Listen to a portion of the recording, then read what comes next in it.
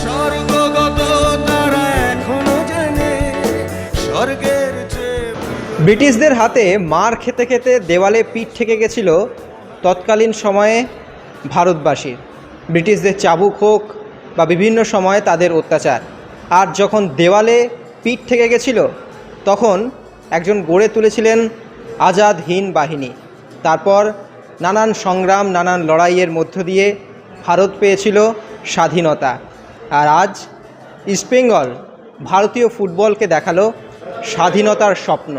যে স্বাধীনতা ভারতীয় ফুটবলে দীর্ঘদিন ধরে যে রাস্তা বন্ধ ছিল, ভারতীয়রা পারে না, ইস্টবেঙ্গল আজ সেই পথ দেখালো। ইস্টবেঙ্গল স্বাধীনতার প্রাককালে, স্বাধীনতা দিবসের প্রাককালে আবারও নতুন করে সূর্যোদয় ঘটালো এই যুব ভারতীর মাটিতে। একদমই তাই অরিত্র, খুব ভালো একটা কথা দিয়ে শুরু করলে আমাদের এক্সট্রা টকটা আজকে। যে আমরা এখন যখন ভিডিওটা করছি আজকে 12 তারিখ, সম্ভবত এডিট ফেডিট হয়ে ভিডিও যেতে যেতে হয়তো 12টা পেরিয়ে গেলে 13 তারিখ, অর্থাৎ 2 থেকে 3 দিনের গ্যাপ।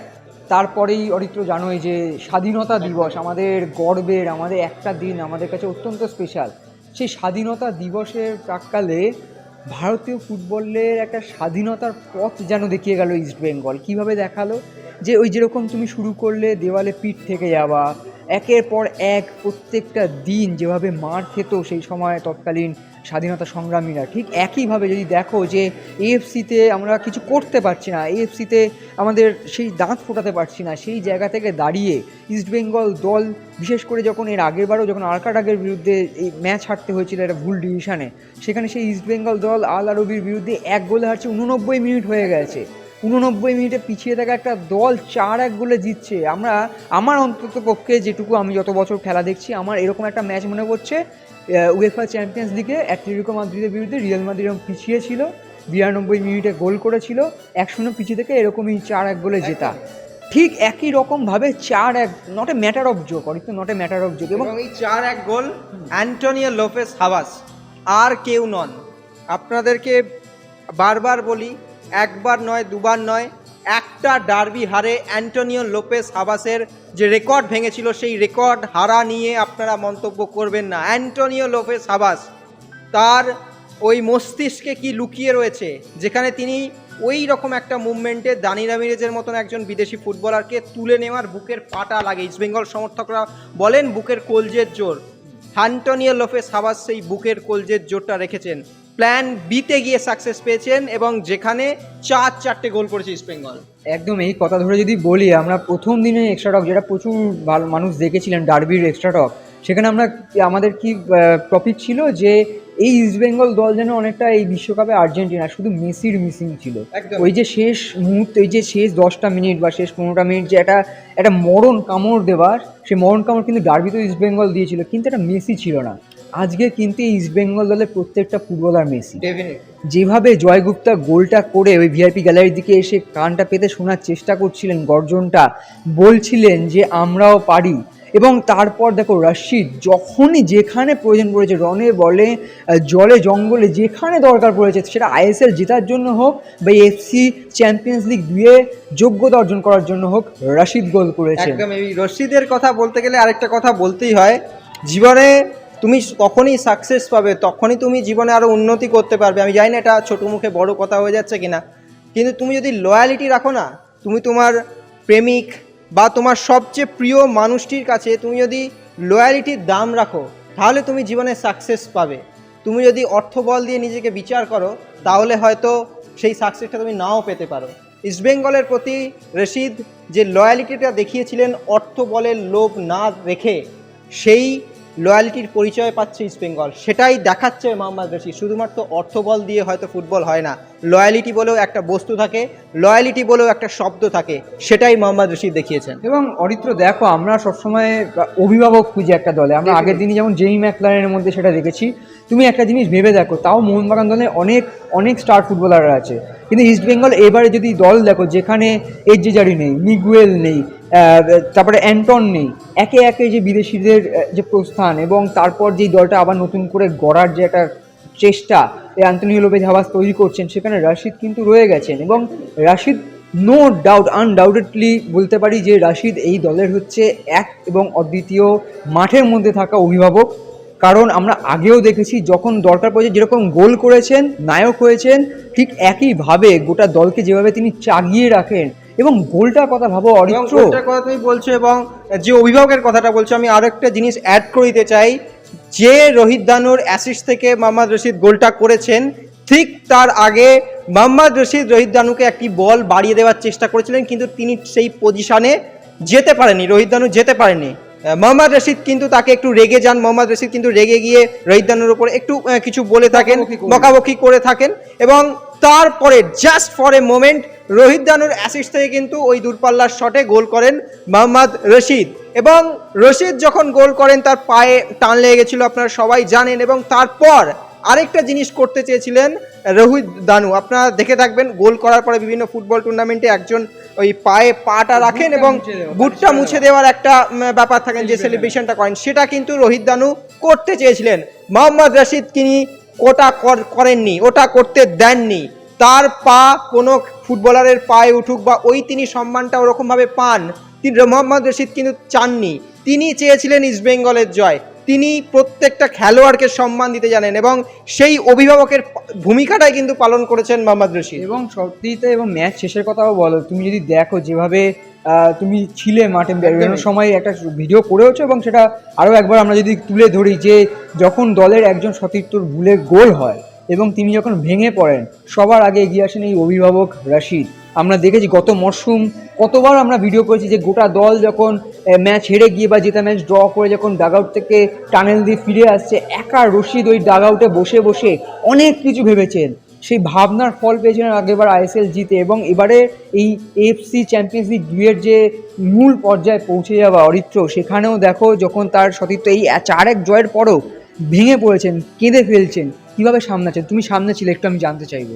একদমই, দেখো মোহাম্মদ রশিদ নিজেকে সামলেছেন, অনেকটা অনেক রকম সেলিব্রেশন করতে চেয়েছিলেন, কিন্তু ওনার পায়ে একটা টান ধরে যায় সেই সময়, এবং তিনি বিভিন্ন মোমেন্ট তৈরি করতে চেয়েছিলেন, কিন্তু সেটা হয়নি, জাস্ট একটা অ্যাঙ্কেল টান লেগে গেছিল। সেই শেষের কথা বলছি, ম্যাচ শেষে যখন তার সতীর্থ যখন ভেঙে পড়ছেন, যে ভুলে যখন গোলটা হয়ে গেছিল বা কিছু, এই যে কান্নায় ভেঙে পড়ে, সেখান থেকে রশিদদের সামলানোটা, এই যে জিনিসটা, এই যে একটা গোটা বন্ডিংটা, এটাই একটা ইস্টবেঙ্গল পরিবার, যেটা আমরা সন্দীপ মান্ডিকেও জিজ্ঞেস করেছিলাম যে তুমি যখন কান্নায় ভেঙে পড়েছিল, এই যে এডমুন্ড থেকে রশিদ থেকে প্রত্যেকে এসেছিল, এই ড্রেসিং রুমের মধ্যে এইটা কি চলে? তিনি তখন বললেন যে ইস্টবেঙ্গল মানে একটা বন্ধন, এবং যে বন্ধনটা শুধুমাত্র এই 90 মিনিটের ফুটবলে হয় না, তার মধ্যেও তারা একসঙ্গে থাকে, ড্রেসিং রুমে থাকে, এই বন্ধনটা তৈরি হয়।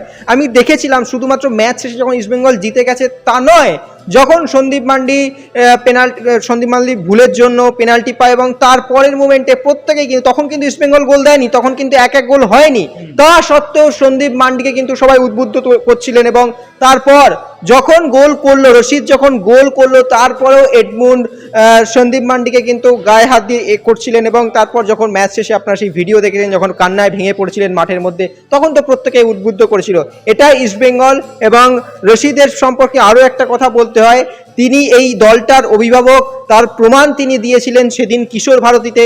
আমরা বলেছি ইস্টবেঙ্গল এর গড় কিশোর ভারতী, আবারও বলছি ইস্টবেঙ্গলেরও গড় এই যুব ভারতীয়। ইস্টবেঙ্গলের গড় যেরকম কিশোর ভারতী, সেরকম যুব ভারতী। আসলে গড় বলে হয়তো কিছু হয় না, ইস্টবেঙ্গলরাও যেখানে খেলে সেটাই তাদের নিজের রাজত্ব বানিয়ে নেয়। এবং আমার কথাটা মনে থাকবে, যখন কিশোর ভারতীতে সেদিন আইএসএল চ্যাম্পিয়ন হয়েছিল ইস্টবেঙ্গল, সেদিন ওই ওই যে জালের ওপরে উঠে নিজের জার্সিটা চাপড়েছিলেন ইস্টবেঙ্গল এর রশিদ, সেদিন ওই রিফিউজিদের দলে যুক্ত হয়েছিলেন। তাই জন্য তিনি অন্য কোথাও যাননি, তিনি ফিরে এসেছিলেন এই কলকাতাতে, তিনি লয়ালিটির দাম দিয়েছিলেন শুধুমাত্র ইস্টবেঙ্গলে। একদমই, আমরা রশিদ নিয়ে অনেক কথা বললাম, এবং একজনের কথা যেটা তুমি একটু ছুঁয়ে গেছিলে, আরও একবার ছুঁয়ে যাই, আরও একবার ছুঁয়ে দেখ ওরকম ব্যাপার। কারণ আজ যখন প্রেস কনফারেন্স হচ্ছিল অরিত্র, অবশ্যই কোচের প্রেস কনফারেন্স শুনবেন সবাই, কিন্তু ওইটা টেনে যদি বলি, তিনি এসে বসে যে হাবাসকে আমরা সবসময় রাফ অ্যান্ড টাফ আমরা বলি, খুব সিরিয়াস ভাবি, সেই হাবাস এসেই প্রথমে বলবে কি সবার মুখে হাসি কোথায়, আজকে হাসার দিন, আজকে আনন্দ করার দিন।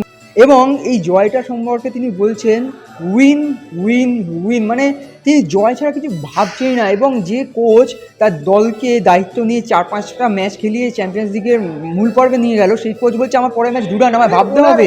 ওনার হাতে অস্ত্র কি আছে? মাত্র 2.5খানা বিদেশি তিনি পেয়েছেন।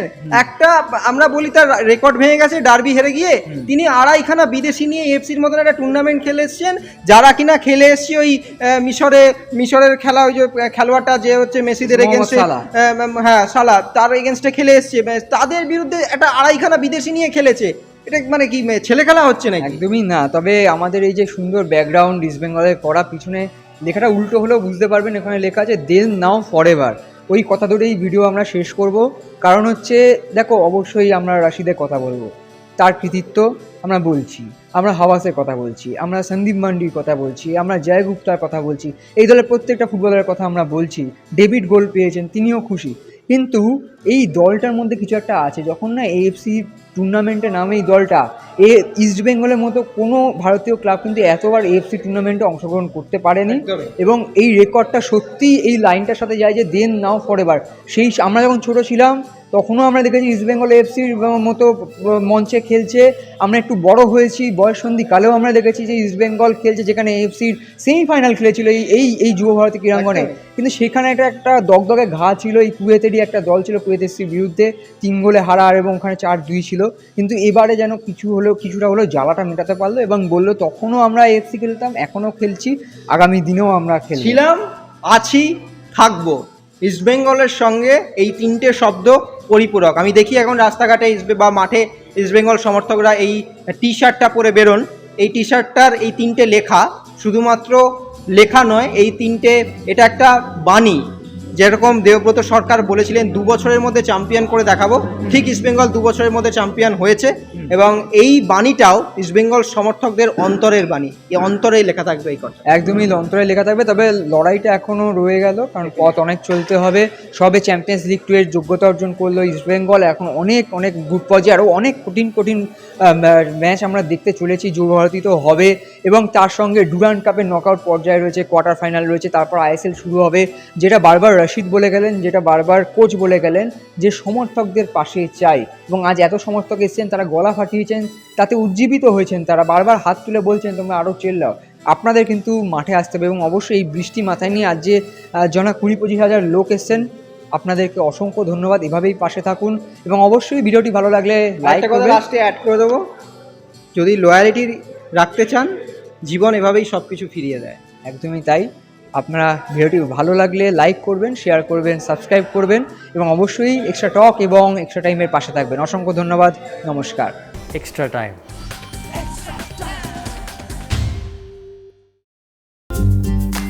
লেটেস্ট নিউজ আর এক্সক্লুসিভ ভিডিওর সঙ্গে আপডেট থাকতে এখনই সাবস্ক্রাইব করুন আমাদের ইউটিউব চ্যানেল। বেল আইকনে ক্লিক করতে ভুলবেন না যেন।